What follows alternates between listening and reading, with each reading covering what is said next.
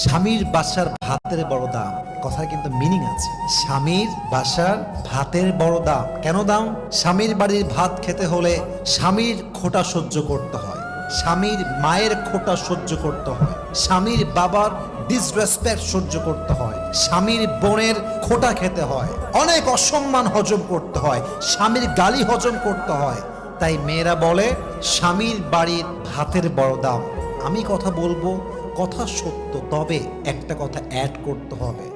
যদি আপনার স্বামীর বাড়ির ভাতের দাম এত বেশি মনে হয়, তবে মাথায় রাখবেন বিয়ের পরে স্বামীর বাড়ির ভাতের দাম যে পরিমাণ বেশি, আপনার নিজের বাপের ঘরের ভাতের দাম তার চেয়ে বেশি। বুঝবেন, জাস্ট তালাকটা নিয়ে বাসায় যাবেন, তাহলে বুঝবেন। জাস্ট তালাকটা হোক, বাসায় যান, 3 মাস থাকেন, 4 মাস থাকেন, 5 মাস থাকেন, স্বামী নাই তালাক হয়ে গিয়েছে, তখন বুঝবেন